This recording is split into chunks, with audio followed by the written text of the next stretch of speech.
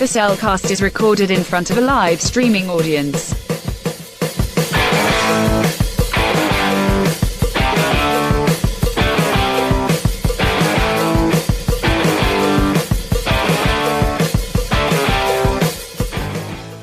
Hello and welcome to another episode of The Cellcast. Joining me today is a man who just learned how to tie his shoes. Welcome, Jacob. Man, that took forever to learn. Yeah, and it was just over, around, under, and through. Yeah, exactly. It's so complicated. Why's everything gotta be so complicated? I don't know the rest of the song. Sadly, I do. Why, thank you. Let me introduce our co-host. A man who is just trying to get his crow on. Welcome, Drew. Are you? I can't do that voice.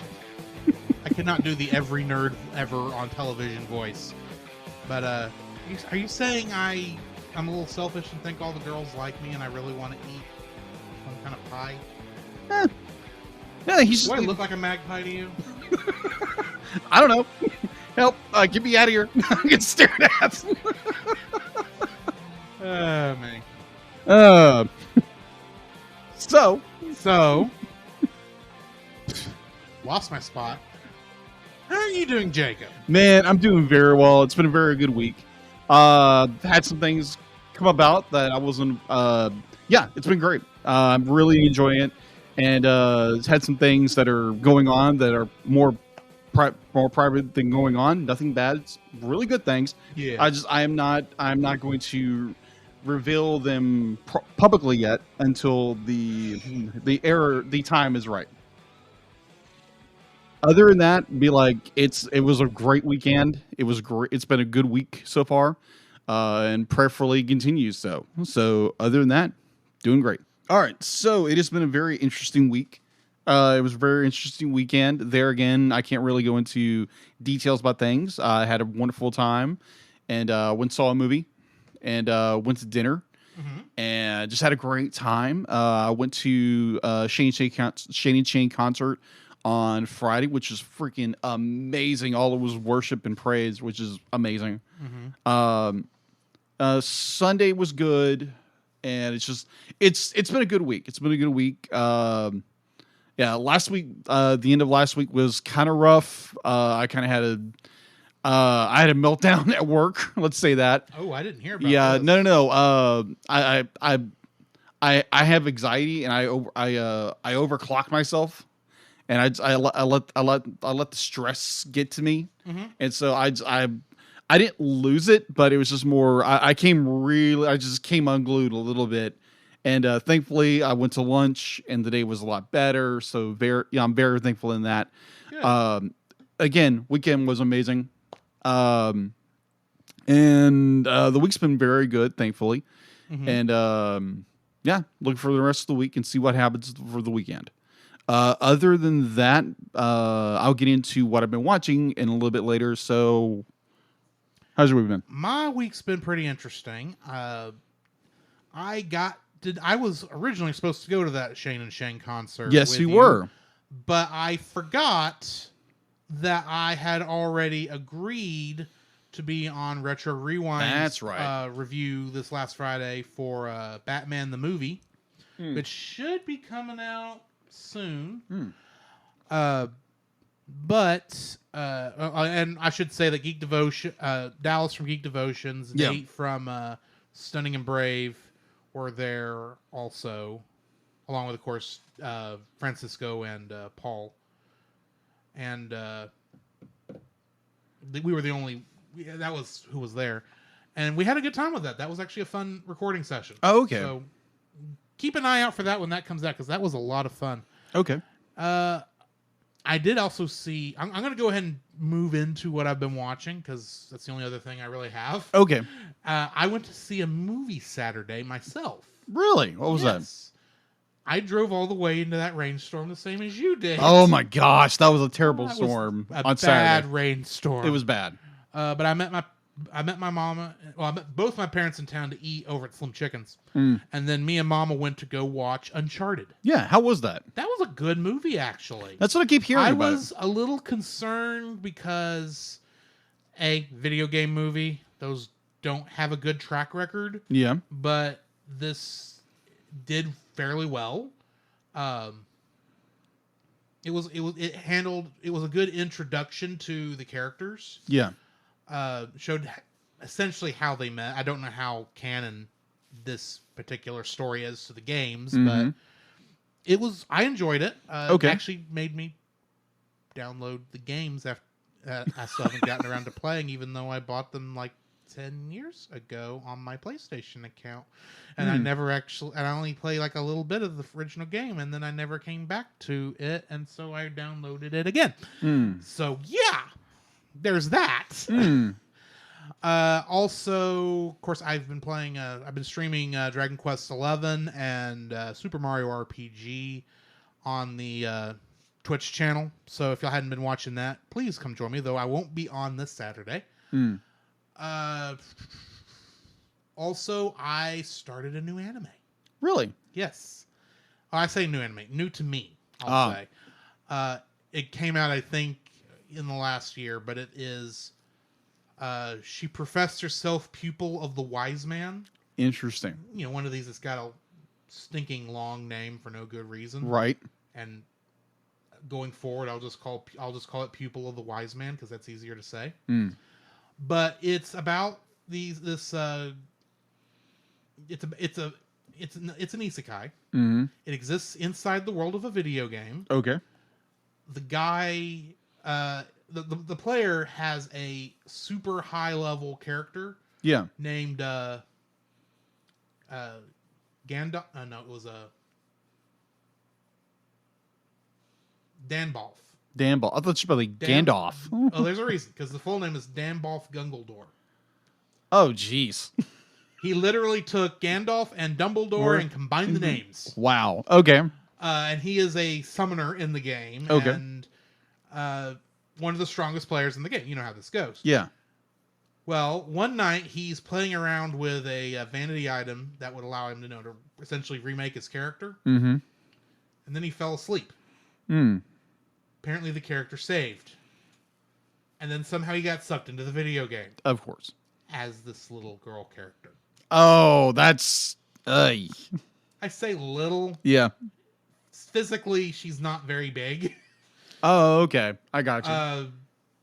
She's obviously supposed to be a young girl, but maybe like, say, 12 or 13, but still has younger-ish features. Oh, yeah. That reminds me of the anime that we watched over at Chase's. Yeah, I was going to bring that up here in a minute, too.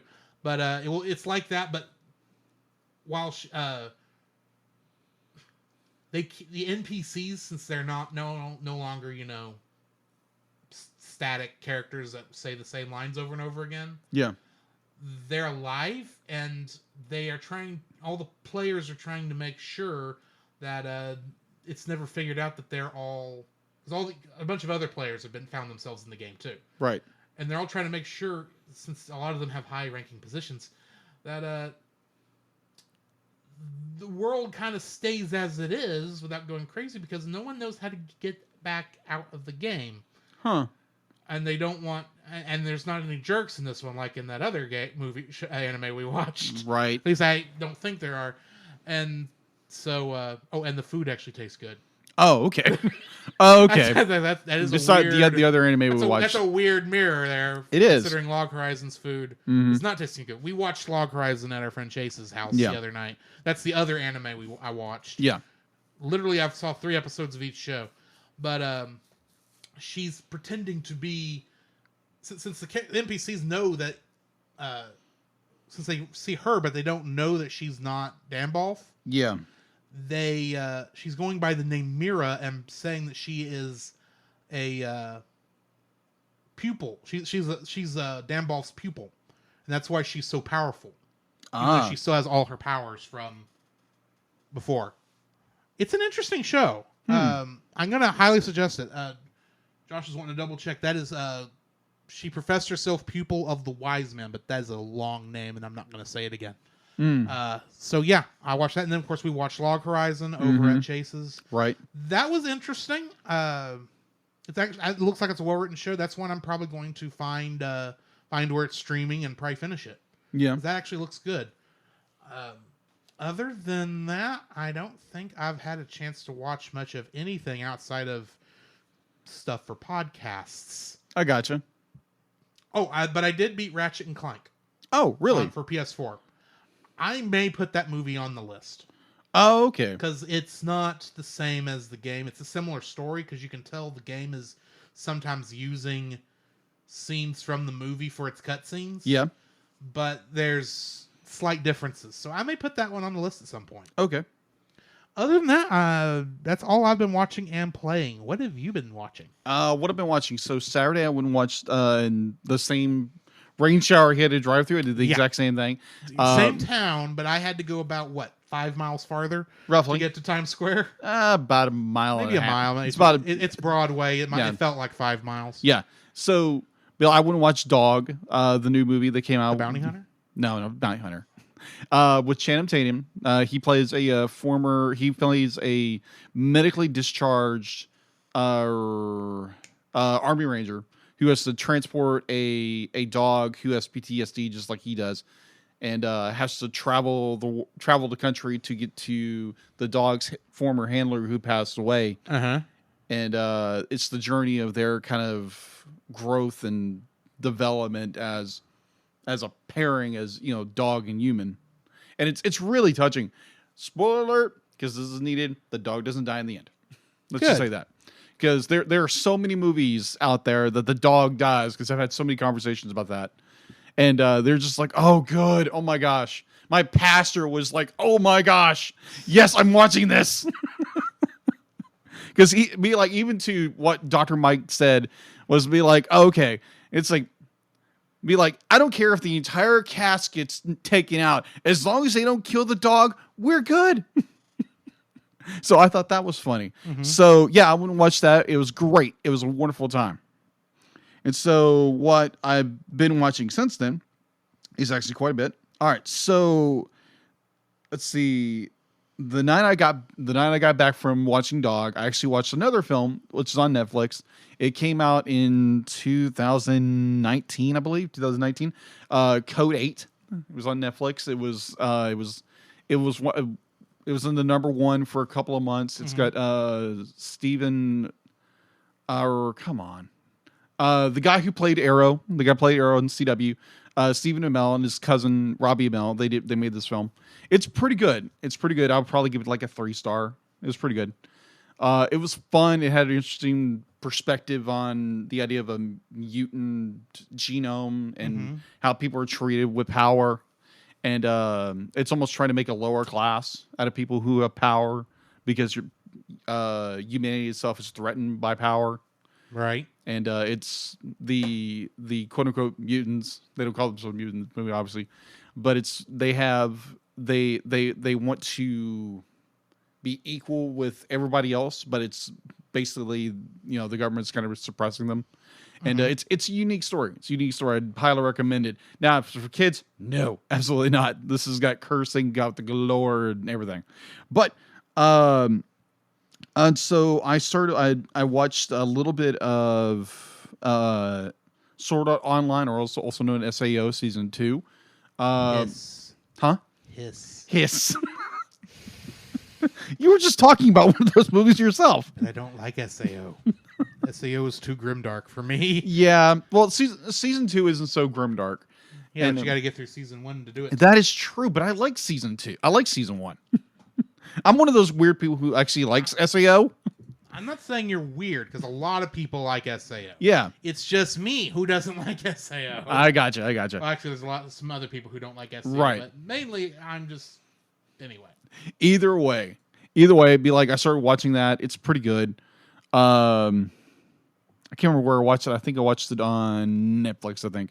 So then I started watching a few documentaries, and one I thought was spectacular. The other was like, oh, okay. So I'll get into what I'm talking about in a second. One on Hulu was Tulsa Burning, the 1921 Race Massacre, which is an actual event that happened in 1921 in Tulsa, Oklahoma, where an entire a section of city which was dedicated to the black community was completely torched, and about 100 people were massacred.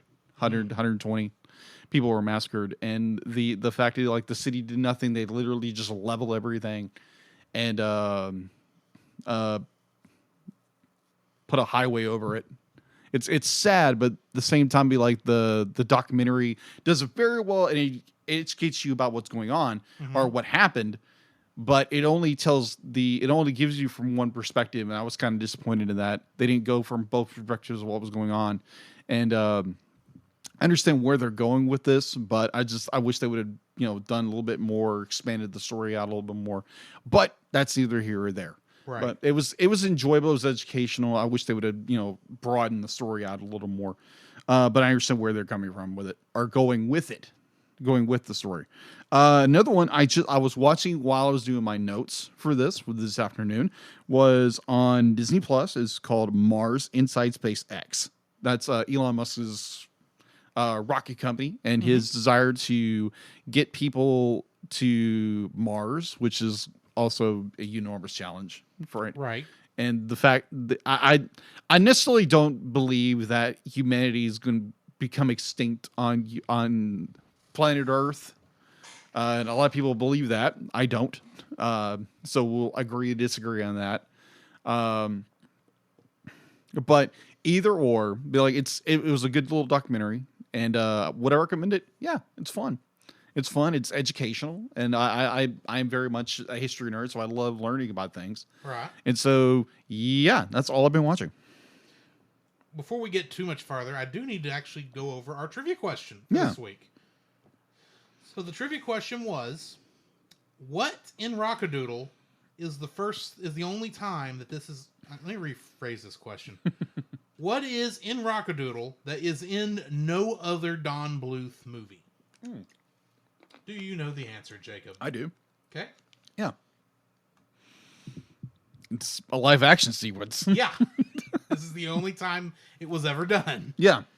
Going over the answers, my idiot cousin... I'm saying that out loud now. He says offhand, I'd say a Rooster Elvis pastiche. Close. Technically, I can't say another Don Bluth movie has had a Rooster Elvis impersonator. But that was not the answer I was looking for, Austin. Stephanie Russell said, live action, I think, unless Pagemaster is also Bluth, but I'm pretty sure it isn't. Nope. No, it's not. It's actually Hanna-Barbera. Yeah. Josh replied to her, fairly certain it isn't, but I can definitely see how it would be confused as one. And then she said to Josh, I feel like it has some similarities in terms of older characters, but there's no signs of this guy. And she put a picture of a shot from 3 different movies that looks like it's the same guy all 3 times, but it's obviously 3 different movies. Oh, yeah. It's really Don Bluth has this very unique style how he does things. He knows how to make his leading men. Yeah, exactly. And animated and anthropomorphic animals. Yes. But Josh also got live action segments as the answer. So thank y'all guys for answering the trivia question for this week. I'll ask another one at the end of this show. So Jacob, what do we got in the news? What do we got in the news? Stop and think where we were in the show. Yeah, this out of order. Yeah, not so much. Be like, obviously, everyone knows what's going on in Ukraine with the Russian invasion. There again, we're not going to hear to talk about politics. Just more be like if you are, just pray for the people in Ukraine. All I'll say about politics is that politics is actually 2 words: poly meaning many, and ticks being blood-sucking creatures. That is true. So yeah, if you would just pray for those over in Ukraine, and that this ridiculous war is come to a fast conclusion. So I did notice that there are a lot of animation studios and people who are a part of animation are banning against Russia for this encroachment on Ukraine, including the Walt Disney Company and several others are not allowing their films to be distributed in Russia right now. So we're kind of be like, we don't like what you're doing, Putin. We're not giving you anything. We not giving you our entertainment. So there. And if we do have listeners over in Ukraine, we are praying for you, and this thing is resolved in a hurry. So other than that, a movie that we have been talking about off and on was in theaters, was brought to the States, and now it's coming to either a digital platform or a physical platform. Took long enough. Yep. I believe it's going to be May the 3rd, which is coming up very quickly. Belle, the movie Belle, which is a anime. Anime came out, I think, the very end of last year. Late last year in Japan. Yeah. It came over here like mid to late January, but it only came to select theaters. There was not one of those select theaters was not anywhere around here. In fact, apparently since COVID, none of those select theaters are anywhere near here. You have to go to Dallas, which doesn't make any sense to me, but whatever. Yeah. That's literally, you just make an entire day trip of that. Yeah. Yeah. Maybe one day we'll do that. Maybe. It's got to be a pretty good movie. It's got to be a good movie to do that. So either way, Belle will be available on all major platforms starting on May 3rd as a Blu-ray DVD combo pack on May 17th and an exclusive Target exclusive Steelbook edition May 17th by G Kids, distributed through Shop Factory. The Steelbook will feature a number of bonus features, including conversation with the director, features the making of Belle, music of Belle, finding the voice of Belle, the director drawing Belle, screen breakdowns, and much, much more. So if you are interested in the movie Belle, which is an adaptation of Beauty and the Beast, so yeah, if you're interested, I'm definitely interested. So go check it out. Go find whenever it's available. Do it on pre-order, whatever. Go find this film. Let us know what you think. Get back to us about it. And I'm pretty sure we'll probably put this on review fairly shortly when we start reworking the schedule. Because there again, we do plan ahead. Yes, we do now plan ahead. Yes.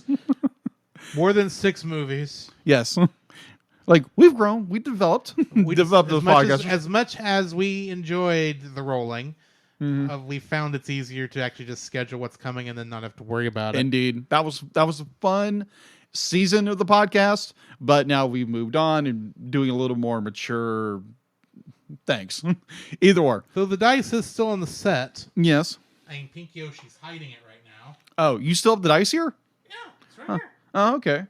Interesting. It deserves a proper place on the set. It is.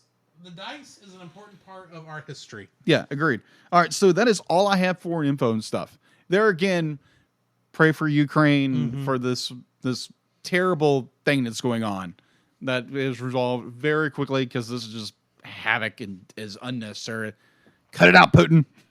Quit Putin. Either or. That's all I have for info and stuff. Our news and stuff. The info and stuff's not for a while. That's later. For the news. Anyway, let's jump into the spoiler-free section of our review for Rock-A-Doodle. This is probably my 30th viewing.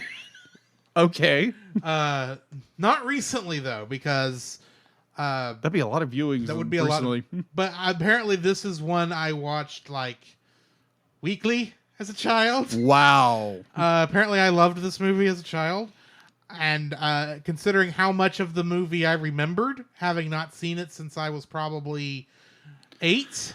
Huh. Bear in mind, I'm 35 now. Considering how much of it I can still quote all these years later, I'd say I watched enough of it to get it ingrained into my head. Yeah. This was a lot of fun to watch, especially nostalgia-wise. There are a lot of things I remembered about this. A lot of things that, as an adult, looking at it, made me go, okay, I see the art that went into this. I see the excellence in casting most of the time in this. I enjoyed the film for what it is. It is short, but then that's a staple of Don Bluth that I don't remember this film being that short. Yeah. But it is short. except for the credits that are like 10 minutes long for no good reason. Yeah. I say no good reason. I think they just have them playing slow because it's the same amount of credits that nearly all animated movies have, especially for this time period. But this is just a fun movie. I would call this a forgotten classic. That's what by a lot of people, especially since the only version of this apparently that can be found, despite it being a 20th Century Fox release, the Blu-ray was released by Olive Films. Yeah. A company I have never heard of before. Me either. But apparently it's one of these little side releasing companies that releases stuff the big boys don't want to release. I'm just going with Disney hasn't gotten it into their thing yet. They've got the rest of the Don Bluth stuff that's Fox. And technically this is actually MGM. So yeah, this is MGM. Fox did the original release, I believe. Oh, okay. Then it laps over and MGM got it. I know Fox's name is on the back of the box, but I don't know who currently has. I don't know if they were the original distributor or they put some production towards it. That's why their name's on it. But you know how that goes. Yeah. Anyway, I thoroughly enjoyed watching this. It was a nice nostalgia trip. I've got some interesting things to say about the movie. But other than that, yes, I enjoyed it. Go watch it. It's definitely family friendly unless you don't like smoking. Because there's a lot of smoking in this. Indeed. And not just from people being on fire, though there's that too. There is. Anyway. All right, so... What are your thoughts? My thoughts... your first viewing of Rock-A-Doodle. Yes, this is my first viewing. I've never seen Rock-A-Doodle in my life. I think I had heard of it. I think I watched the trailer for it at one point when I was younger. Never watched it until this review, until I believe it was the last night I watched it. And I was like, okay, this is interesting. This is fun. Now, Grant, I don't have the nostalgia that Drew does. Right. So I'm not coming at it with, you're not fighting the nostalgia glasses. Yeah, he's got the nostalgia goggles on.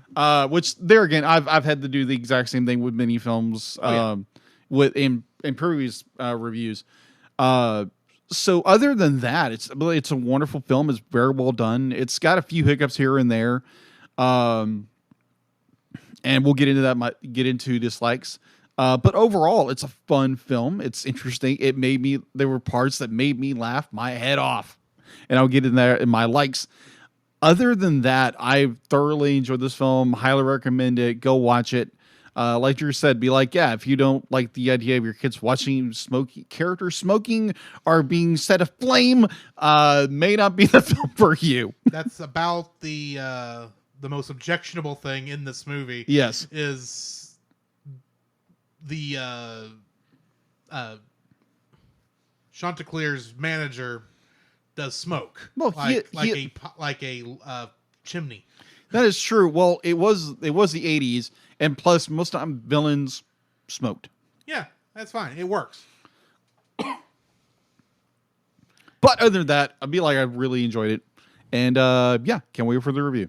All right, so let's go ahead and jump into the bumpers so we can get to spoiling this thing.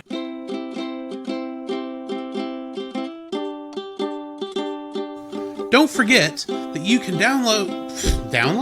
Don't forget that you can Don't forget that you can listen to us record the podcast live every Tuesday over on our Facebook page, The Cellcast, our Twitch channel, The Cellcast Gaming, and on YouTube at Cellcast. Also, don't forget to join our Patreon if you would like to support us monetarily. At $1, you'll get our everlasting thanks. At our $5 tier, you can get some artwork from Jacob. And at our $10 tier, you can get bloopers for every episode we've released that I've remembered to release them for. And you can get commentaries from different movies. So come check us out over there if you would like to support us financially. Each week on Stunning and Brave, hosts Chris Cowan of the Babylon Bee and Nate Henderson of Some Boring Budgeting Job confess their privilege, spotlight stunning social media posts, and fabricate outrage, all while keeping you super woke and enlightened. They will make you laugh. That's right, you have no choice. Check out Stunning and Brave at stunningandbrave.net. Do you like Star Wars? I don't just mean the original trilogy.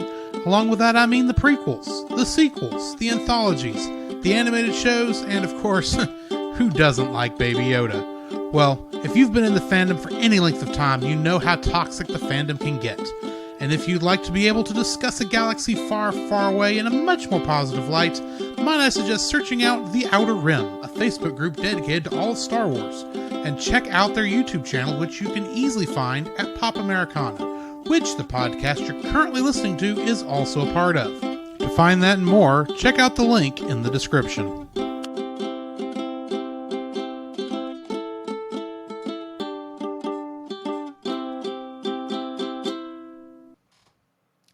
The following is a spoiler-filled review for the movie Rock-A-Doodle. Listener discretion is advised.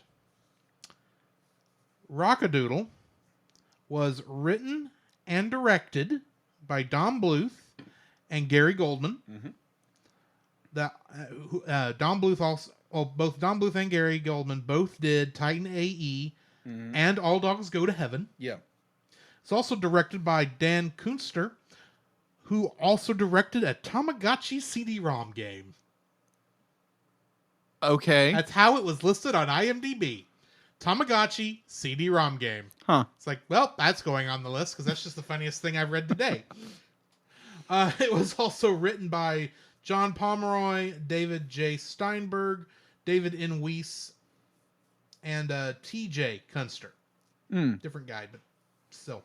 Gotcha. And it is based on the play, very loosely, of Chanticleer by Edmund Rostand. I had no idea this was based on an actual play. I assumed it was been based on like an old folk story or a Midwestern like children's book. Yeah. Maybe this didn't get a lot of play since it's, seems like it's in Kansas. I have no idea. But no, it is literally just based on a play that is actually mocking. It's actually a satire. But it's also somewhat based on one of the Canterbury Tales. Oh, okay. I just don't remember which one, because obviously there wasn't the Rooster's Tale or anything like that. Though that would have been a great name. Sure. For a parody of Canterbury, one of the Canterbury Tales. Anyway, getting into the cast. Phil Harris is the voice of Patu. Okay. He was Little John in Robin Hood and Baloo in the Jungle Book. Oh, okay. This, I believe, was his final role. Oh, okay. And boy, did he get his money's worth for this one. Yeah. Glenn Campbell was the voice of Chanticleer and the King. Yeah, that's true. Well, Glenn Campbell was also played LaBouffe in John Wayne's version of True Grit. Really? Yeah, and he's a country music artist, of course. That is true. I just didn't know that. Yeah, he played LaBouffe, from Texas. Oh! Oh! Of course. But his name in the movie, apparently, I didn't realize this, is LaBouffe. LaBouffe? Yes. Which just reminds me too much of LeFou from Beauty and the Beast. Beast. Exactly. Which is literally the fool. Mm-hmm.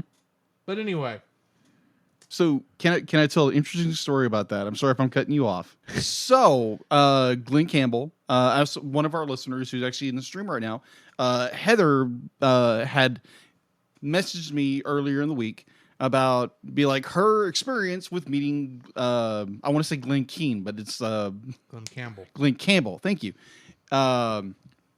So apparently her grandmother's cousin married Glenn Campbell.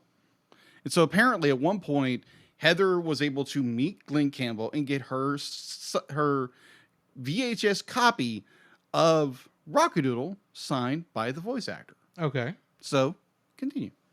Toby Gaynor was the voice of Edmund, and he played Edmund, of course.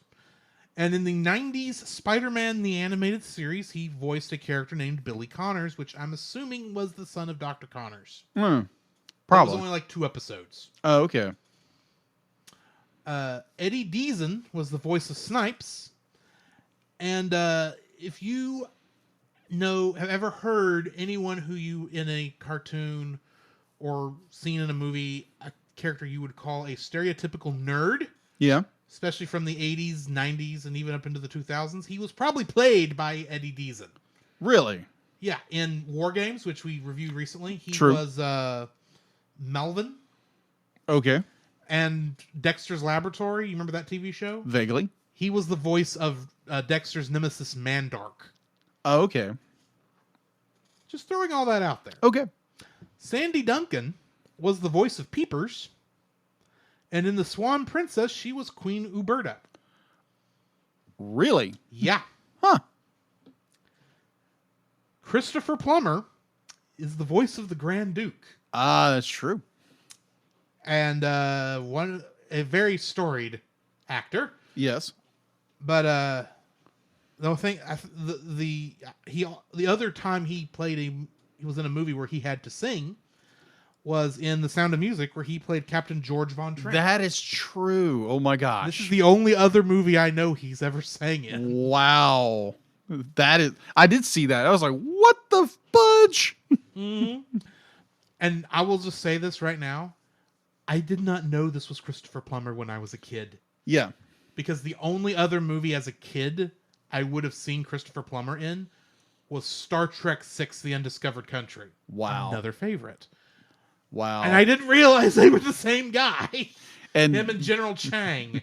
Wow. That's crazy. So speaking of Christopher Plummer, obviously Sound of Music, obviously great movie. Watching the very end of it and being the history of 9 a.m., like, turn around, you're going the wrong way.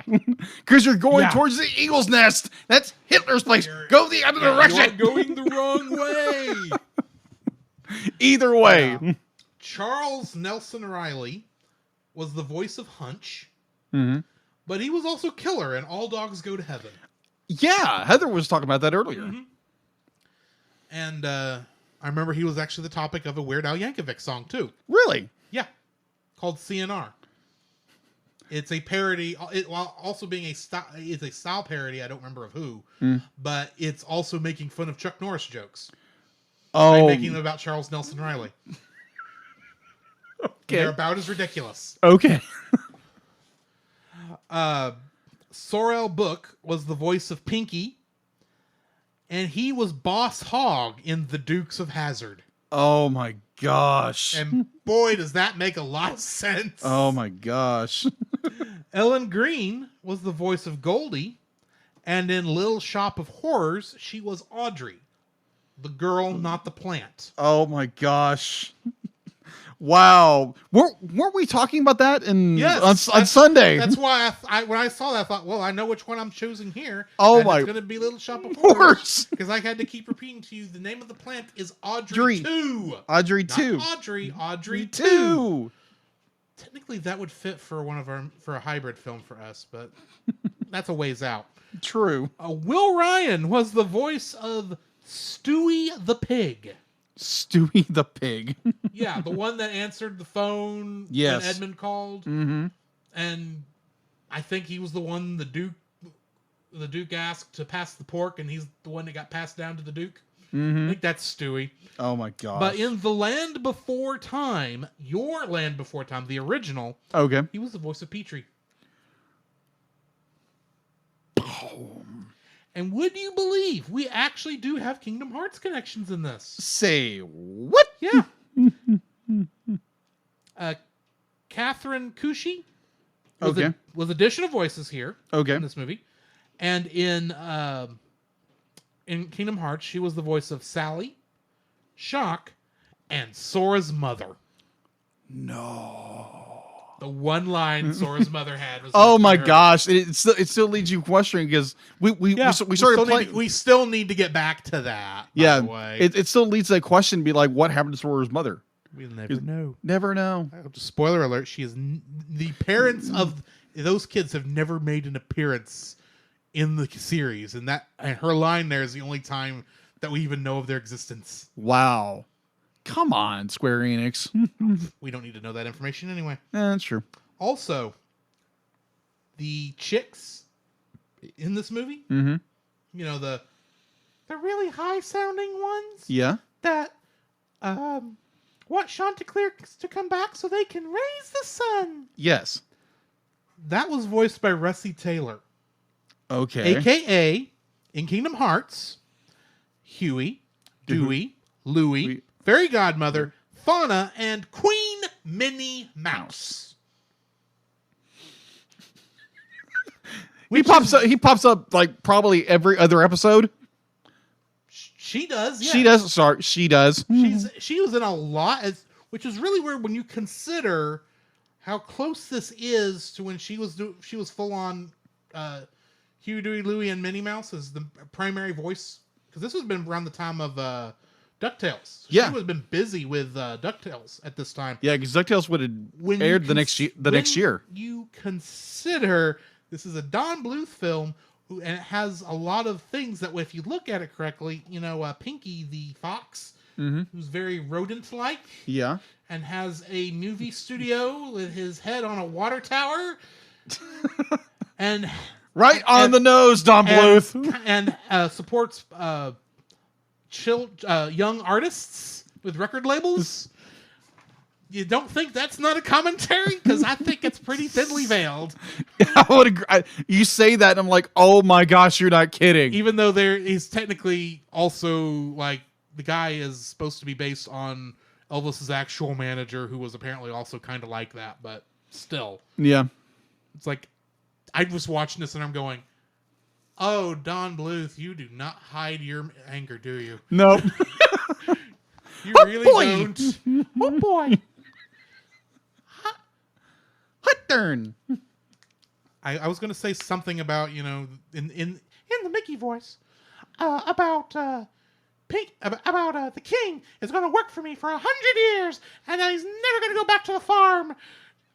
I'm also working with the Duke, which I'm going to assume is NBC for some reason, because they're both birds.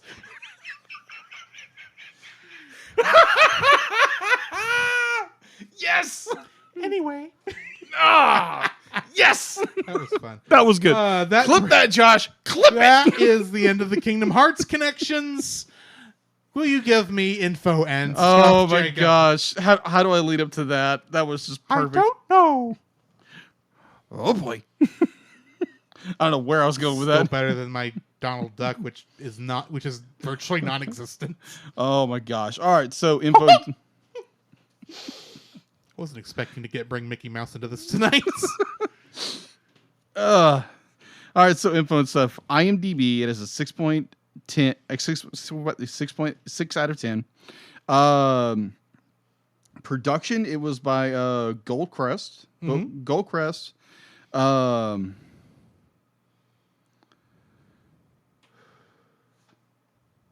Solomon Blue Studios, Ireland LTD, sorry. Limited production. Distributed by the Samuel Goldwyn Company, North America. Later MGM. The Rank Film Distributor in the UK. Its release was actually release dates August 2nd, 1991 in the UK. Almost a full month later, on the 23rd of August of the same year, and in the next year on April 3rd in the USA. Okay. All right. So it had a budget of an approximate budget of $18 million. All right. So box office. Its opening weekend was $2.6 million on April 5th, 1992. Its U.S. and Canada gross was $11.6 million, and its world gross was the exact same thing.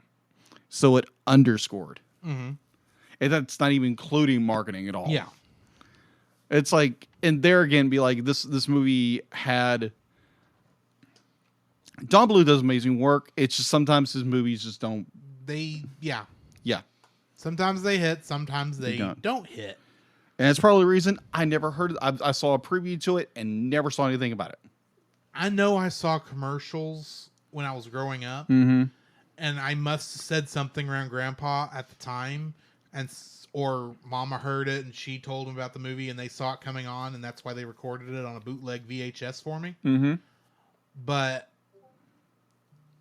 outside of that,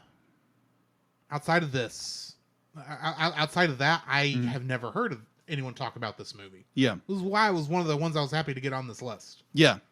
And plus, it's a cult classic. It's one of these underrated films that is very well done. We'll get to that in our likes and dislikes in a moment. There is no sequel to be heard of this film, not that I know of. You never know with Don Bluth. Don Bluth might be like, "Hey, we're doing another Rock-A-Doodle." He's got to get Dragon Slayer finished first. That is true. The movie that's been in development for 10 years. So if anybody knows that information, please let us know. So that is all I have for info and stuff. Okay. All right. Getting into the summary for this movie. One morning, Chanticleer, a rooster whose singing raises the sun every morning, gets into a fight with a stranger sent by the Grand Duke of Owls, whose kind hates sunlight. Chanticleer defeats his attacker, but forgets to crow and the sun rises anyway. Ridiculed and rejected by the other animals, Chanticleer leaves the farm in shame, and the sun goes back down as Chanticleer had not crowed. Afterwards, perpetual darkness and rainfall threaten the farm with flooding. The story turns out to be a fairy tale being read to a young boy named Edmund by his mother. Their family's farm is in danger of being destroyed in a storm, and when his mother leaves to assist the rest of the family, Edmund calls for Chanticleer's return. However, he's instead greeted by the Duke, who is angered by Edmund's interference and uses his magical breath to transform Edmund into a kitten, with the intent to devour him. Edmund is saved by Patou, a basset hound from Chanticleer's farm, who struggles to tie his shoes, and Edmund manages to drive away the Duke with a flashlight. Edmund then meets several other animals from the farm, all of whom are hoping to find Chanticleer and apologize to him for their behavior. Edmund accompanies Patou, a cowardly magpie named Snipes, and the intellectual field mouse Peepers to the city, while the rest of the animals remain at Edmund's house. Hunch, the Duke's pygmy nephew, is assigned by him to stop Edmund and the others from finding Chanticleer. The group narrowly escapes and enters the city through an aqueduct pipe. Not, as he says, an adequate pipe. Chanticleer, now under the name of the King, has become a famous Elvis impersonator under his manager, Pinky Fox, who is employed by the Duke to keep Chanticleer in the city and prevent his friends from finding him. During a concert, he is introduced to Goldie Pheasant as a distraction, in case Chanticleer's friends come to find him. Goldie soon grows genuinely attracted to Chanticleer and realizes Pinky's true intentions when he captures Edmund and the others while trying to get a letter to Chanticleer. Meanwhile, the Duke and his party stalk the farm animals at Edmund's house, who continually use Edmund's flashlight to drive them off as long as the batteries hold out. Realizing she is in love with him, Goldie confesses to Chanticleer that his friends have come to see him, and Pinky blackmails Chanticleer to attend his show and never see his friends again. Hunch inadvertently frees Edmund and the others, and they help Chanticleer and Goldie make a grand escape in a helicopter, which they use to return to the farm. After their batteries run out, the denizens of the farm are nearly made a meal of by the Duke and his minions when they are driven off by the helicopter spotlight. Edmund and the others try to get Chanticleer to crow, but his ongoing sense of dejection limits his ability. The Duke taunts Chanticleer and tries to drown him, but Edmund starts chanting Chanticleer's name in hopes of reviving his spirit, provoking the Duke into strangling Edmund until he loses consciousness. Because, this is a show for kids. Yeah. Impressed by Edmund's bravery, the other animals begin chanting Chanticleer's name, driving an angry Duke to transform himself into a tornado. Chanticleer finally regains his confidence and crows loud enough to raise the sun, diminishing the Duke into a harmless miniature version of himself. He is then chased away by a vengeful Hunch into the distance once and for all. The flood begins to subside, and Edmund transforms back into a human.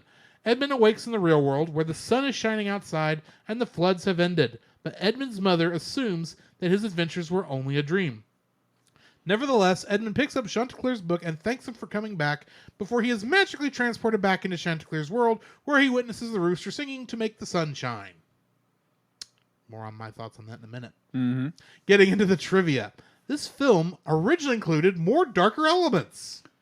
You think? A famous one being a deleted sequence from the kitchen scene, where he's talking to Hunch. Yeah. And Hunch is telling about the adequate pipe that he shoved the group into. Adequate pipe. Yeah. In this sequence, the Duke bakes a live baby skunk in a pie and then eats it.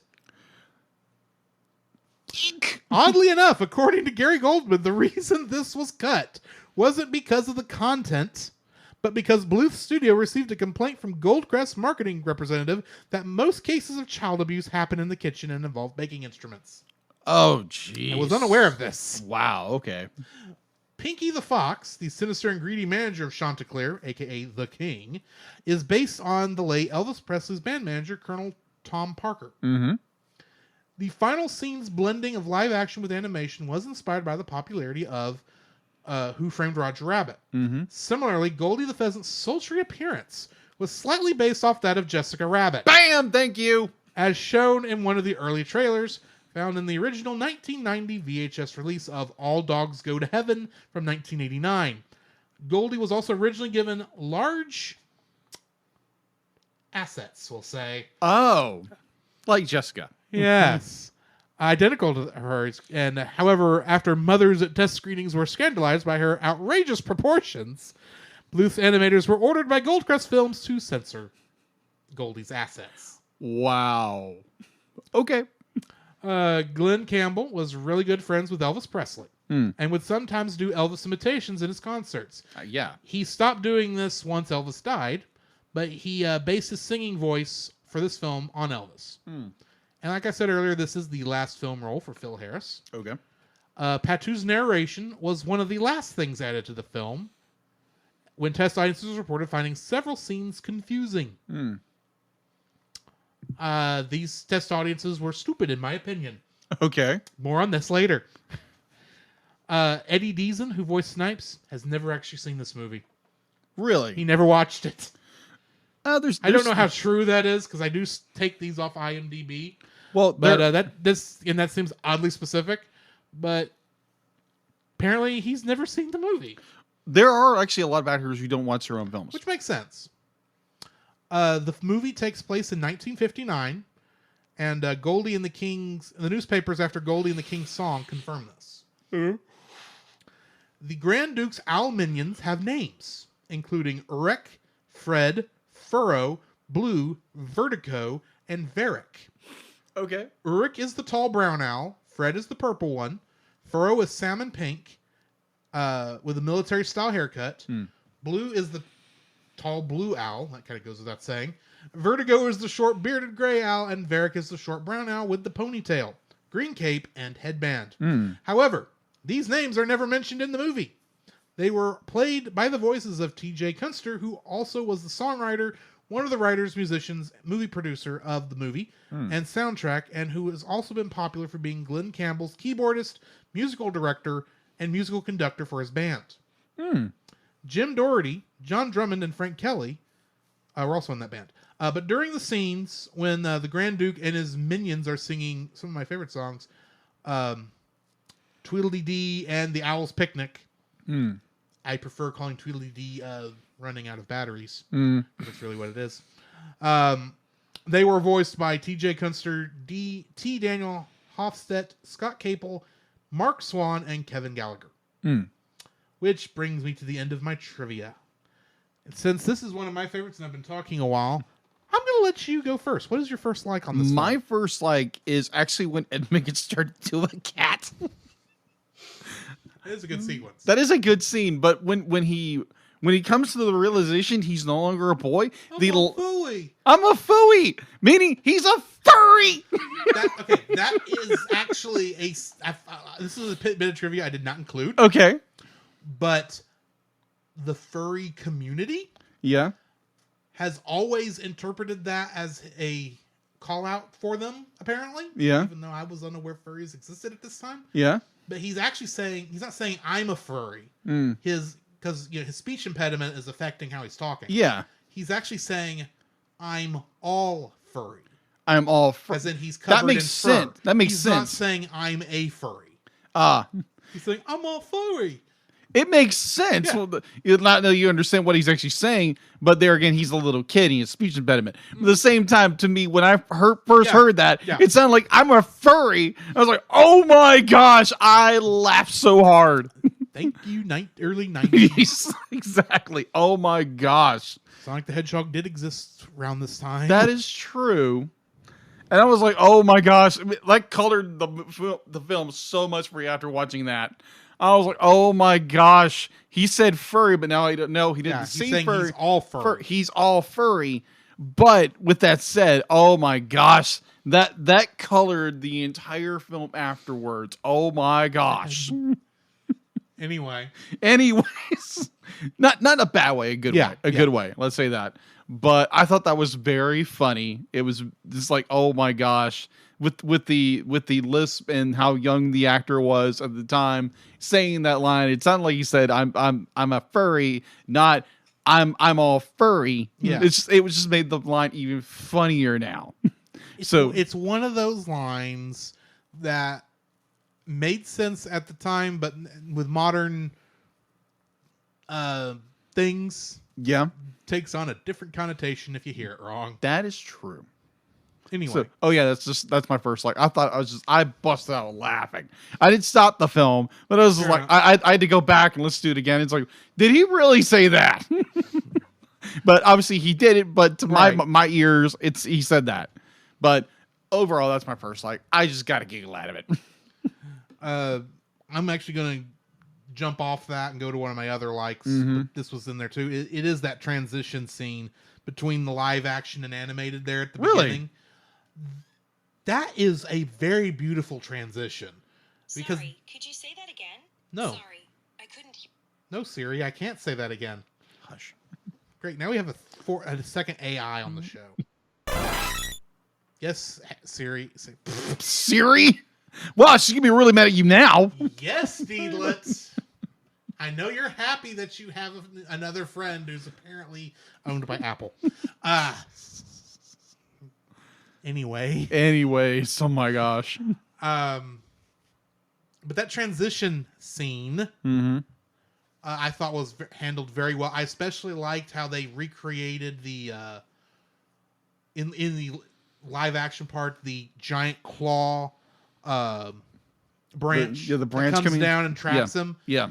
And then that's part of the first part that gets transformed into the room. Mm-hmm.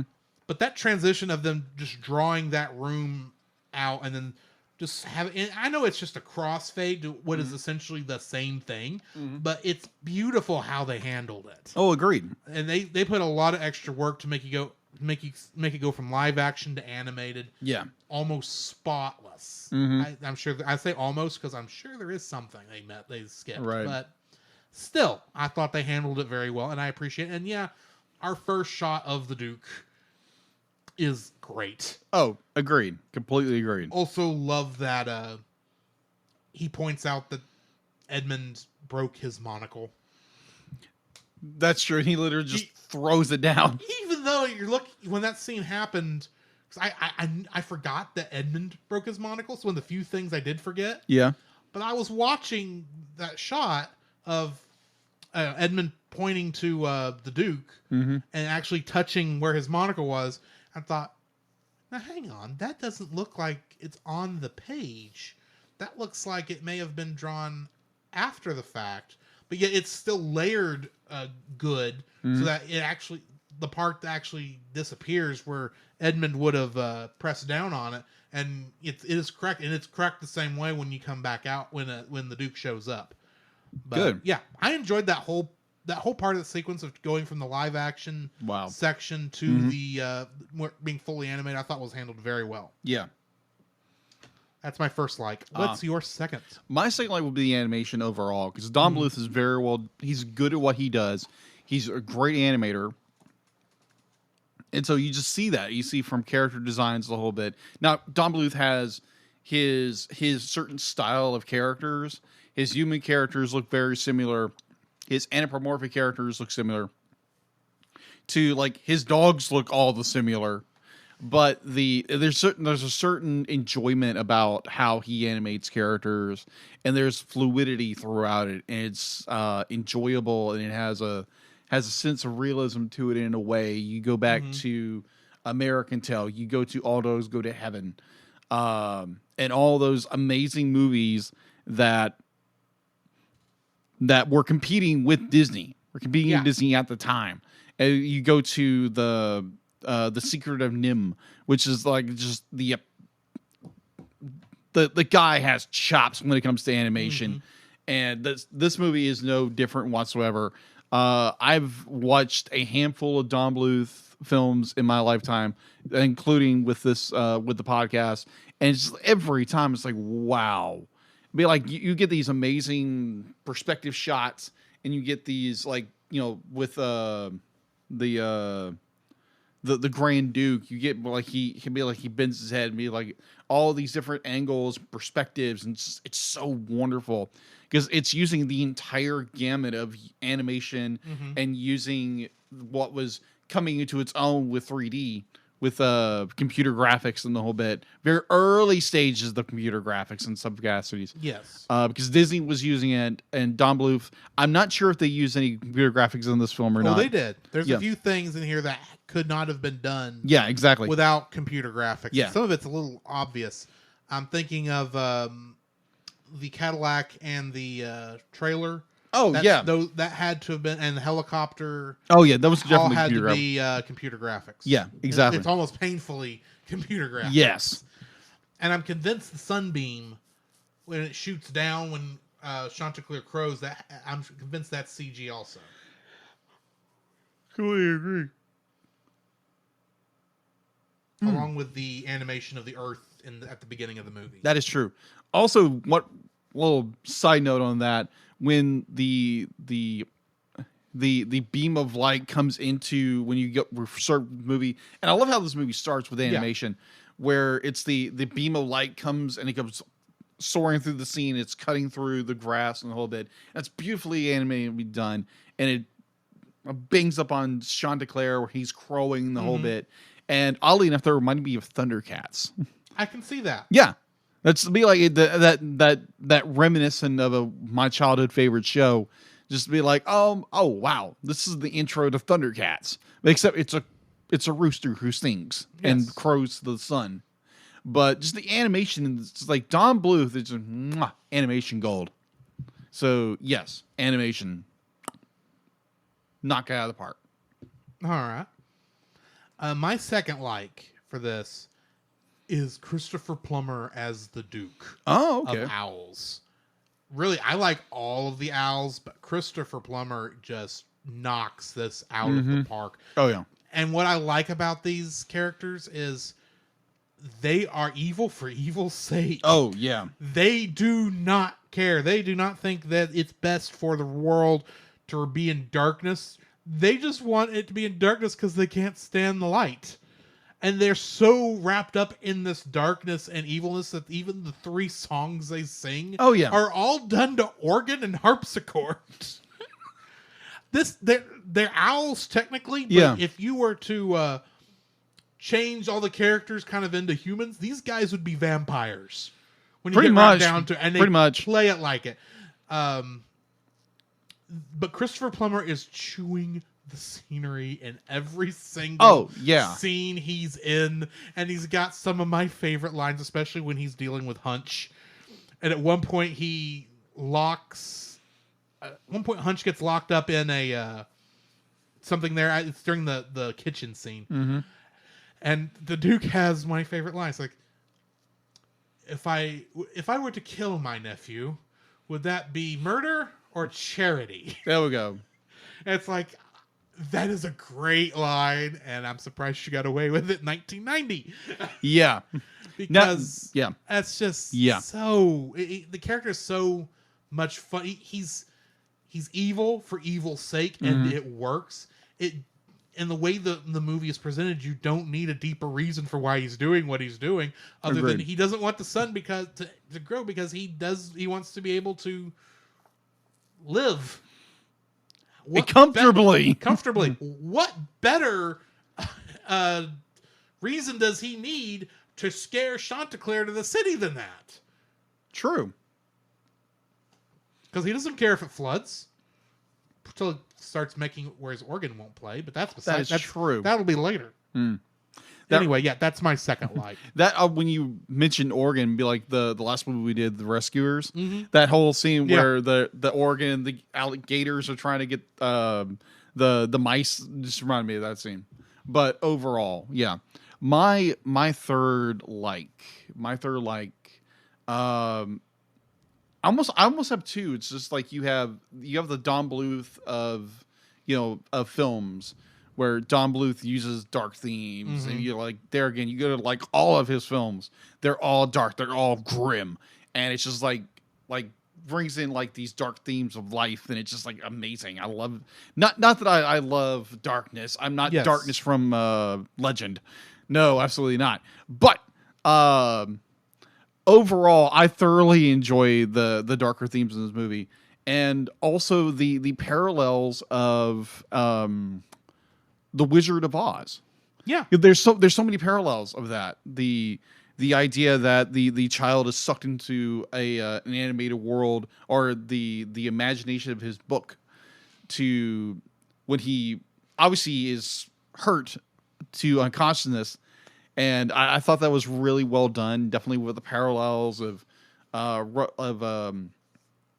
Chanticleer running away because he feels that he's no longer capable of bringing the sun up, and running to the city and becoming the king. And the parallels between Elvis Presley and this character, and the overall symbolism of Don Bluth and the Walt Disney Company. There's a lot of paralleling there. I thought that was very well done, and it was an enjoyment to watch all of that. Definitely like post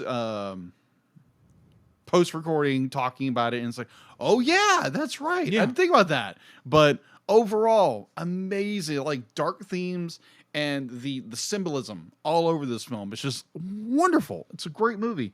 Highly recommend it. Yes, go watch it. You mentioned the parallels to the Wizard of Oz, and now I'm just seeing Christopher Plummer going, "I'll get you, my pretty, and your little dog too." Or in this case, little cat. Oh, I'm referring to Patu. Oh yeah, the dog. You and your shoelace problem. Exactly.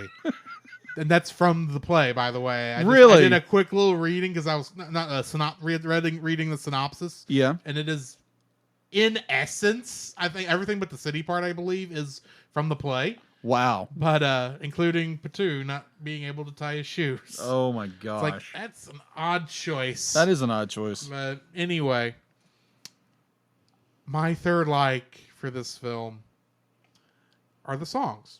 Okay. Now, there's not a whole lot, admittedly. You've got Sun Do Shine, which is the song that Chanticleer sings when he is crowing to raise the sun. We get it at the beginning and at the end of the film. Spoiler alert, we get it at the end of the film when he crows to raise the sun. We also get a couple other songs there while he's in the city where he's the king. Yeah, where it's the songs are diegetic is the word I'm looking for. Yeah. Where they're taking place in the film, where most musicals, the song didn't actually take place. Yeah. In the terms of the story, it was done for our benefit. Yeah. In this case, the song was actually sung.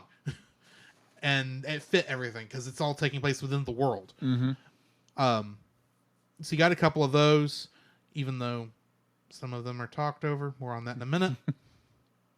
But then you get my 3 favorite songs in the film. It's not often in any movie where you get 3 villain songs. That is true. We got 3 villain songs. We did. Now, one of them is only about 30 seconds long, but I don't care. So you get what is the name of that song? We Hate the Sun, which is the Duke retelling the story of Edmund, his encounter with Edmund and Patu. And it's this very operatic song with his minions, where he's telling the story of and you'll never guess who bit me on the leg, and the owls go who Patu. Patu. And I remember thinking, this is ridiculous, and I love it. And this isn't even the best song. Yeah. We have another one near the end when the flashlight is going out. Oh, yeah. It's gone out.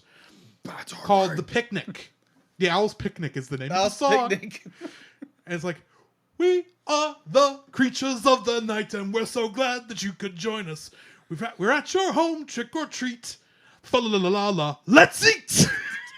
And it's talking about eating them when the flashlight goes out. Like, yeah, and we get a song about that too, and it's my favorite one because it is just not often you get a song about your batteries dying. Tweedledee, tweedledee, they're running out of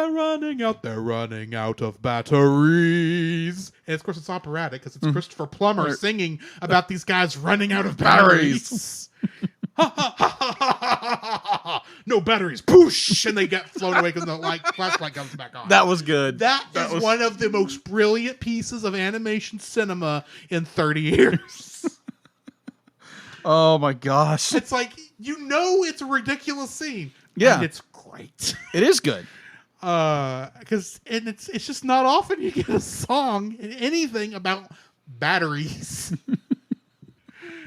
Oh, but that is all the songs that we get to hear are done very well.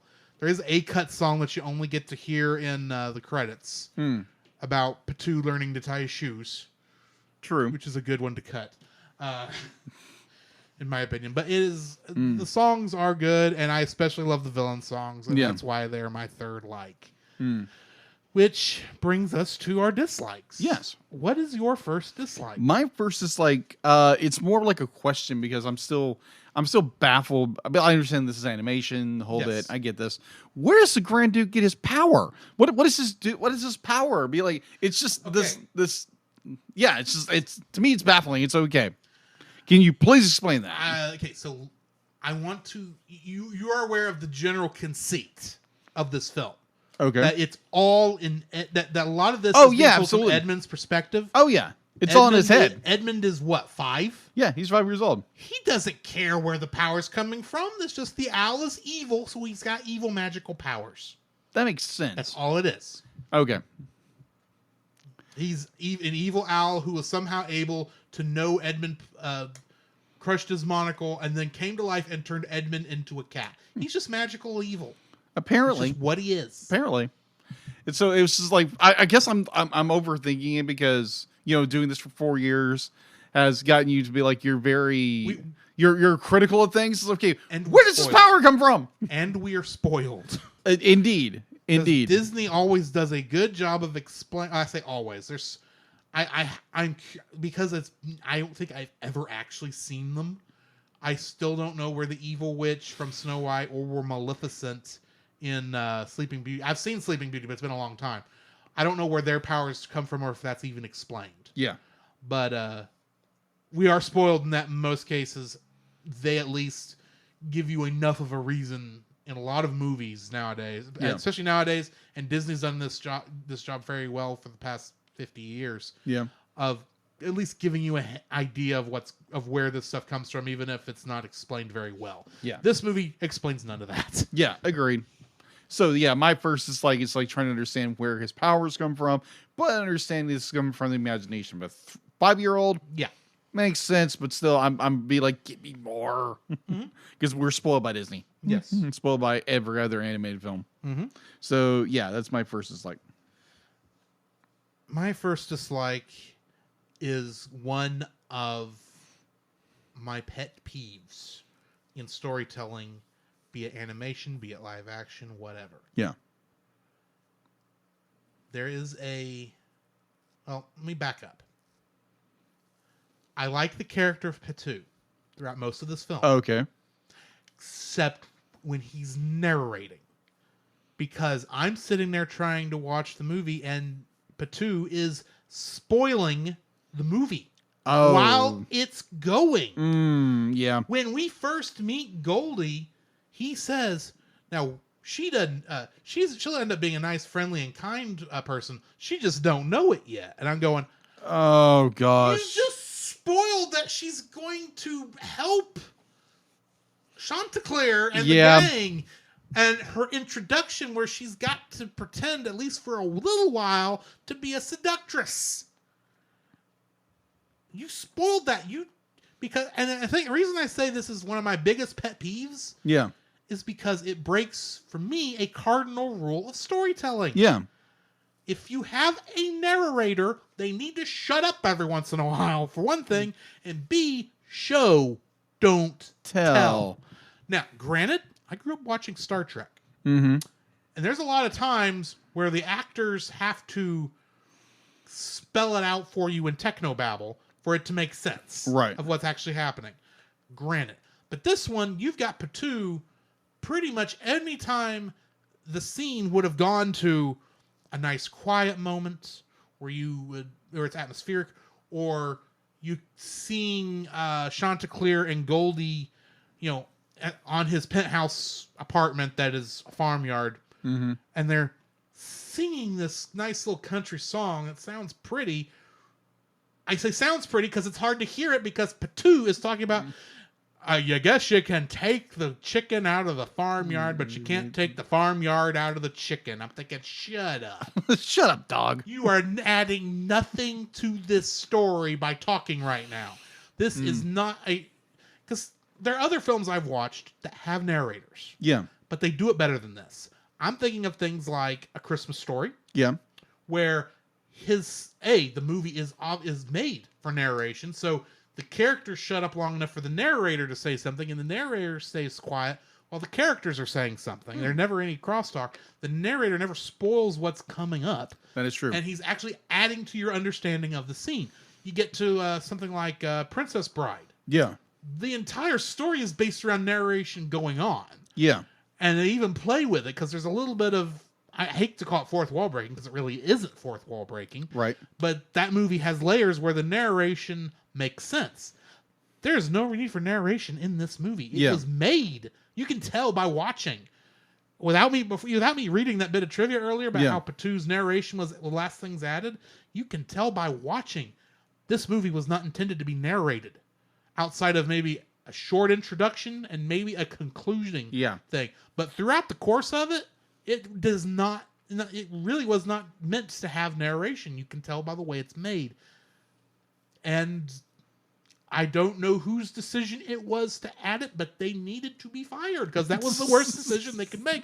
All because little Jimmy's mama or whomever couldn't understand what was going on. Probably, I was about to say probably because she was looking at her phone, but this was the 90s. You weren't looking at those cell phones at the time during the middle of a movie because you'd just be looking at a phone number. And that's about all you could do on it. Yeah, she carried around a phone booth in her hand. It's hello! I'm thinking of those big, like the classic 80s Sony one that looks like a satellite phones. What we think of as a satellite phone, but it's the old Motorola one that they always shows like, here's a cell phone from the 80s, and you really got to have it right next to the tower for it to work. Very true. But yeah, I don't know why they couldn't follow it other than they were adults and they were afraid maybe their kids weren't following it or something. Maybe it could have used a bit of a rework and some addition to kind of maybe explain stuff better in a more natural way. Yeah. Maybe they didn't, maybe they just didn't have time. So they said, let's just do the easy thing and get Phil Harris to come back in and narrate the whole thing. And of the voice actors that could get to come in and narrate this whole thing where it would make sense, Phil Harris is the one to pick because he's no offense, but Sandy Duncan's Peeper's voice would not have been good to listen to for 2 hours for this whole length. Very true. Edmund's lisp would have gotten very annoying after a while, and all that leaves is the guy I continually think of as Mandark because of Dexter's Laboratory, and I kind of want a version of his thing with the Mandark laugh showing up every once in a while. But really, in terms of making this movie the best it can be, if you have to add narration, as much as I hate the narration in this, he is the best choice, but really, there were times I'm sitting there watching this film and going, shut up, Patu. I'm trying to hear them sing to each other in this nice little love scene, and you're talking about all this other stuff, and I'm going, shut up, Patu. Go chew on a bone or something like that. You don't have to explain to me what's going on. I know what's going on. They're wanting to make little chicks. Lay some eggs. Anyway. Yeah. Moving on. All right. But yeah, that's my first dislike is 2 won't shut the up. All right. So my second dislike, this one is a little bit of, I don't want to say controversial. It's not, but it's more, we have a great villain in the Grand Duke. I think he's a great villain. I think there's some parts where it's a little underwhelming in some capacities, where it's just there again. First viewing in this film, I haven't watched it like 30 times like Drew has. So watching it, it's just like, oh, okay. So the Duke is this big bad guy. He's controlling everything in the background, and he does a lot of monologuing and talking about stuff. Yes. But he doesn't really do a lot in the movie. That's my observation. He doesn't really do a lot. Oh. Like he does bring Emmett into the cartoon world. Yes. He makes him into a cat. But overall, threatens his friends. And threatens his he threatens people. But he really is. He's not very active. He says a lot. He does like one or two things in the beginning of the movie and the big finale. But overall, he doesn't do a whole lot. He does a lot of talking. But there again, this is a nitpick about a character that the Grand Duke he's a little he's not this like villainous character. He's over everything. But he's in the background a lot of the times, but he's not this villain that you're just like, oh crap, I'm scared of this guy. Mm-hmm. He's in that way. He's not as threatening, and knowing that oh, our characters are going to make it through, not a problem. So it's just the slight notion that the Grand Duke is he's a little underwhelming. I would say that. Now, granted, performance-wise, very well done. Animation, very well done. Story-wise, very well done. I think just the character himself is a little underwhelming as a villain. He's a good villain, but he's just a little underwhelming. He's the Palpatine of this story. Yeah, pretty much. He's in the background. And besides that, he can't go to the city. That is true. Because if you saw how much a flashlight affected him. Yeah. Can you imagine the lights of a big city? Oh yeah. It would not have been turned out. That is true. But he's supposed to. This is the only defense I have. Yeah. And granted, I to some degree agree with you. Okay. But he is meant to be the more evil mastermind than the actual thing. Other than he does a lot of pulling strings from the background. Yeah. Which is why he's our big bad at the very end of the film when he's got to finally. I agree with you. Forget going through all these minions of mine. Yeah. I'm going to actually be like, use my magic and turn into a giant tornado. Yeah. To stop, to destroy the farm because that's apparently the only thing that can destroy farms and towns like this. But anyway, that's the only defense I have is okay. Yeah, that's yeah. This is the Duke is a little underwhelming as a villain. There again, he is kind of like Emperor Palpatine. He's pulling strings from the back in the back. His intro is good. His outro is very good. Mm-hmm. He's Thanos. Yeah. Pulling strings from the background. That is true in a way. Unlike Thanos in the MCU, he doesn't get 2 hours to really show you how evil he is or how horrible he is. He only gets 15 minutes. Yeah, literally. So I think for me, if they would have maybe showed a little more of his character and showed how ruthless he is, I think it'd been a little more he'd been a little overwhelming of a villain. And it's like, okay, now I'm scared of this character as a kid or as an adult watching him, be like, wow, I've probably been scared of this character. But overall, it's just more like it's a little underwhelming. But there again, this is a nitpick. Also, I think a part of that is left over from the fact that character is one of the few other characters who's in the play. Okay. And so they brought him over, but they still had this other idea of a story to tell about, the rooster going off and essentially being Rooster Elvis in another town. They needed a villain that be more active there since they can't bring the owl there. They had to put in what I still am convinced is evil Mickey Mouse. Huh? boy. Hey, Goldie, do you want to get out of the chorus?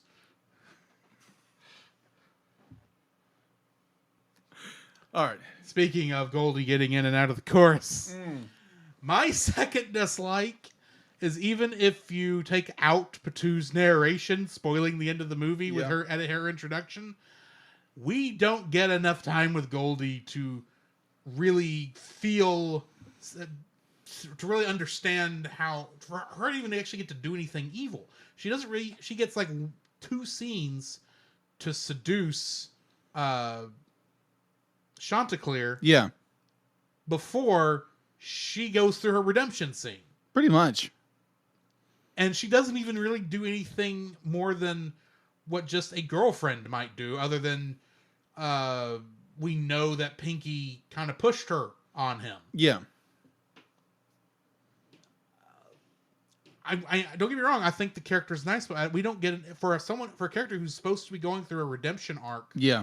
In the story, like she's supposed to do, to we're happy that she's the love interest at the end of the film. She doesn't get enough time to be an antagonistic before she comes to our side. I agree with you on that. The fact that Goldie is pretty much, she's a pawn of what's his name? Pinky. That she's be like, she wants her career, but she has to basically obey what Pinky's telling her to do in order that she has a career. So she's being coerced and being used by Pinky in order to manipulate the king. Right, but we don't even get enough of her being a victim of his evil. That is true. There's not even that. Yeah, we don't even really get that. We get the fact that, she's doing this so she can get out of the chorus line because she wants to be a star. Yeah, exactly. And he is, of course, using Goldie against Chanticleer by giving her what she wants. Yeah. So she makes this deal with the devil sort of thing. But honestly, outside of her feeling bad, she doesn't really get... She really doesn't do much. She doesn't. Outside of being bad, outside of catching the guys, so that they can get locked up in Pinky's trailer, she doesn't really do anything that evil as a part of whether she was victimized into doing it or she was legitimately a bad person and then realized that this was the wrong thing to do. She actually is in love with Chanticleer. We don't get enough of her either being a victim or being evil for the redemption arc to really feel like it sticks. Agreed with you. That's my opinion on that. It's granted, you had an hour. This movie's like what, an hour and 15 minutes, something long. like that. You don't. Disney movies normally only get a little bit more time than this to do that. And she doesn't show up till about halfway through the movie, so she doesn't really, even in the way the movie's constructed, the character doesn't have much time to do anything. Yeah, she's underdeveloped. Yeah, so she is underdeveloped, and that's probably the biggest issue, especially if you're going to have a character like this. And especially as quick as Chanticleer's turnaround was when he finds out his friends are in town. He doesn't even act like he felt betrayed by them. He's just automatically going, oh, my friends are locked up in the train? Okay, I'm just going to take off on this motorcycle that shouldn't have gas in it. Yeah. And I'll go find Pinky's trailer and go save the guys who Pinky's tied up in there. Yeah, that is a good point. That's a quick turnaround, too. Yeah. And I recognize that Chanticleer is not the hero of the piece, or he's not the protagonist of the piece. The protagonist is Edmund. Yeah. But when your protagonist is not your hero, as it is in this case, and you've got to make the hero feel like the trip to get him was worth it. Yeah. To some degree, this doesn't feel like it was worth it that much. Yeah. Even though when Chanticleer unleashes his awesome crowing magical power that causes the sun to rise up. Don't you feel like all the other roosters feel like they're being gypped? Pretty much. You do get this amazing show of power as the sun rises up and shoots its sunbeam across time and space.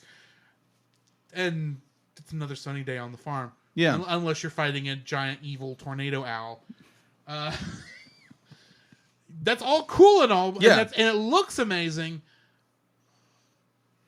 but it's like, really, this is all it took? Yeah, pretty much.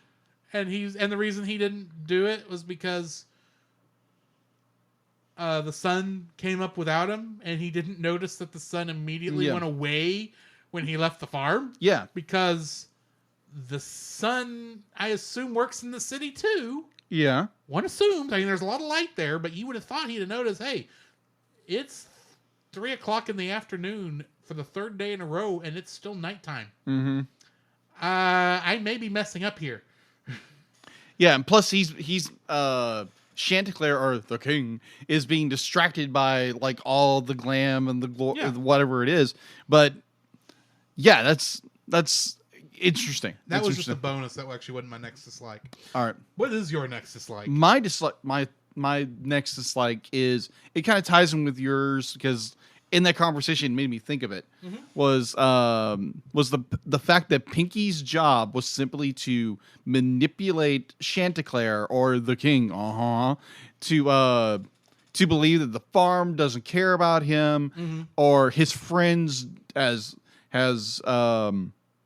have abandoned him. He was never a good rooster or anything like that. And you pointed out that very well earlier. I just wanted to emphasize that in my third dislike, that be like, Pinky is there to hold Chanticleer, or the king, back to going back to the farm and manipulating him the entire time, telling him that this, that, and the other. But when he comes to the realization that Blondie tells him about his friends, he instantly goes, thump. Yeah. Like nothing Pinky ever told him, which be like, if you're being coerced by somebody, you're being told all this information, be like, most of the time, be like, if you're in a depressing state, you're going to believe it. And so his instant turnaround to, oh my gosh, my friends are in trouble, it's a snap turn. And it's not, oh my gosh, be like, it's not the, oh my god, he comes around and be like, oh my gosh, I can't believe I've been believing these lies. It's like, you would believe those lies. Yeah. Be like, you are such a depressive state. You have someone who's coming in, manipulating you, and telling you all these, these false truths that, like, yeah, it would take you some time to get through that, get you through that manipulation, that brainwashing in a way. And his immediate turnaround just doesn't make any sense from a psychological standpoint. Mm-hmm. It would take him some time to get through that. And his snap turn just didn't make any sense. And I was kind of like, going through that conversation, it just made me think, it's like that wouldn't work. Be like, if they would have put a little time in there and probably made Pinky even a worse villain, and that would have made even the Grand Duke even a worse villain. Yeah. If you would have had it where that, like, Chanticleer be like, he wasn't sure because he's been told this for months. Because there again, we don't know what the time frame that from Chanticleer leaving the town to becoming management under Pinky to becoming this megastar. Yeah. I mean, there's no time frame. This is going to affect on my third dislike. Yeah. So I'm going to kind of mention it here. I'm not trying to cut you off on your dislike. Yeah, go ahead. But the biggest issue that I think this movie has is there's exactly what is going on in this movie and how, if it's real or if it's all in Edmund's head, is a little fuzzy. Yeah. Because there's things of this movie that make it feel like, okay, the book he's reading had to have been at least published for, let's say, a year. Yeah. Which meant it had to be written and drawn, say, for 3 or 4 years ahead of time in order for them to get that out there, get it published, get it to where it's at. Assuming his mother bought him that book that day. Yeah. And brought it home and was, because obviously he's a little sick boy who doesn't need to be out in the rain. I don't think necessarily. I don't think he was sick. I don't think he's sick. Be like, he's just young. That's he's it's young. emphasized he's young over and over and over again. Right. But I mean, from a timetable perspective, it's obvious that we're seeing this from the kid's point of view. So there's a lot of logic I don't worry about because it's the kind of jump in logic a child would have. Exactly. But that kind of goes away when you realize, to some degree, the storm went away because in the real world, because Chanticleer crowed. Yeah. because the storm is somehow still connected to the animated world, because somehow the Duke existed in the real world enough that he could come there to transform Edmund and everything else into the animated world, but it came back. But is that the thing? Because the house is obviously in an okay shape at the end of it. It's not flooded like it should be. Yeah. If what we see at the end of the animated section is real, and then you got the fact that was there an Elvis, a rooster dressed up as Elvis in the city this whole time? Has this been 3 days, or has this been 3 years? We have no idea. Yeah. Now, granted, a lot of this logic I don't think about while watching the movie. Yeah. Because immediately I go, yeah, we're seeing this from the kid's point of view. It's making the jump in logic kids have. Mm-hmm. And that's it's the same reason why I forgave so much of the stuff in the Lego movie once I realized what the Lego movie was doing. Yeah. This kind of tells you what the movie's doing early on, but then there's still things that make you go, well, now, wait a minute, because obviously this is more connected than just in the kid's head. Yeah. To some degree. And it's confusing to that way. So, yeah, I'm agreeing with you that we don't know how long any of this has been going on. Right. But we also don't know if any of this is connected to Edmund's real world either. We don't know how connected it is. Yeah. Some degree it's... And it, I don't know. It's confusing. Yeah, I would agree. I would agree with you. My theory, my headcanon is most likely that Edmund would be like, when the tree comes through the window, he's knocked out. He's knocked out, and so all of this is in his imagination. And that's kind of where I approach it, because you can even see where the at the end when he opens up that curtain so he can go. Yeah, because the window's new. Yeah, well, the window's not new; it hadn't been replaced yet. Yeah. Why are they letting a kid sleep in a room with a that's true. giant hole in the wall? But that's not true. My main issue here. That's true, and the tree had been chopped down. Yeah, my issue here is the kid goes to the animated world immediately after that scene. Well, also he goes to sleep. Does he? Yeah. All we see him do is hold the book. Well, he's in bed, but he's holding the book and he's moving his hand across the rooster on the cover, and he says, "Welcome back, Chanticleer." And then Chanticleer shows up in the room just as much as the owl did. That is true. And then takes him to the farm in the book. Yeah. Which is not the same farm he was in, or is it because it's from his point of view? Does that mean this kid is now psychotic and seeing giant walking? Or is he on pain medication right now at the end of the film? Like how about bad was his concussion? How bad was his injury? How bad was this? And is he now in trouble? And these are things that, I'm thinking too much about it. Yeah. I will grant you I'm thinking too hard about this. But that's what we do on this show. We overthink things. It's very much what we do on the show. But it's when you start thinking about what you're actually seeing and not just going, oh, this is the nice little, song lead out that everything does. This is not meant to be taken seriously. And granted, it's not meant to be taken seriously. No, it's not. It's meant to let human Edmund be on the farm with the talking animals. And admittedly, it's shot very well. Mm-hmm. There's only a couple spots in there where I looked at it and thought, yeah, that compositing didn't work exactly like it should have. Yeah, agreed. Yeah, that animation doesn't match up with Kid Edmund's movements at all. Yeah, the eye alignment's a little off. But it's also like 90s, early 90s. It's like, and this is not Who Framed Roger Rabbit. True. But what it is, it's done well. It's just not done as good as we've seen it even before this point. Agreed. And at the same time, I'm sitting there going, is the kid asleep? Is he on pain medication? Is he dead and this is his psychotic world? Or did he just go crazy and will end up in a mental asylum for the rest of his life? Because he sees giant talking roosters and dogs and the thing is, and all from the storybook. And well, also the thing about this, he is a 5-year-old. Yes. And 5-year-olds have a very overactive imaginations, and they have imaginary friends. And I get that. That's kind of the only way this works. Yeah. But there is a small part of me going, How does this go? Anyway, that's just Yeah. things. Yeah. There again, we're overthinking this. We always do. That was the end of my point. Okay. So whatever your point you're on now. No, it'd be like, yeah, I think that was my third point. Okay, then we do need to go ahead and rate this thing. Yes. Go ahead. This is a 9 for me, and a lot of that is nostalgia, I will admit. Okay. There's a lot of those goggles are fogging up there.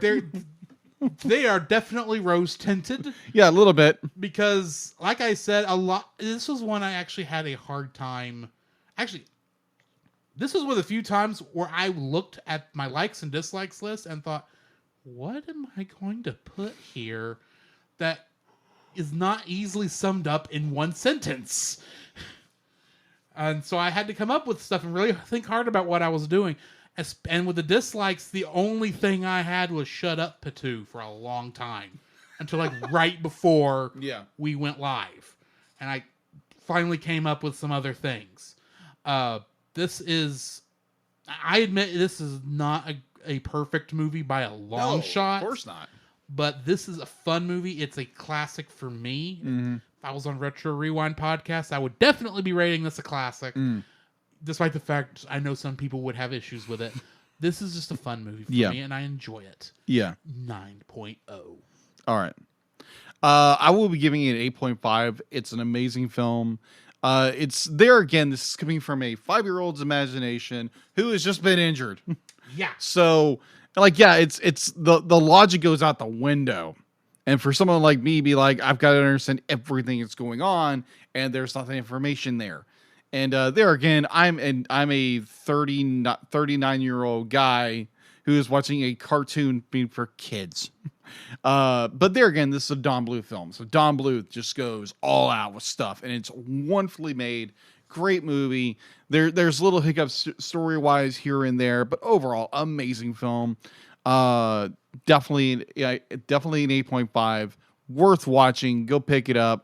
If you have the capability of going and picking it up, you can watch it on Tubi TV or rent it on your favorite streaming platform, wherever you do that. Yes. So overall, great film. There again, Don Bluth. Far as I understand, movies that I've seen of Don Bluth does not disappoint when it comes to animation or comes to storytelling. Mm-hmm. Yet, I know there are a few out there that goes, whoa, wait a minute. Thumbelina of which, we need to talk about trivia for our next movie. Yeah. This is a really great transition, isn't it? Yes. Thumbelina is the first animated movie to win a Razzie Award. What? Yeah.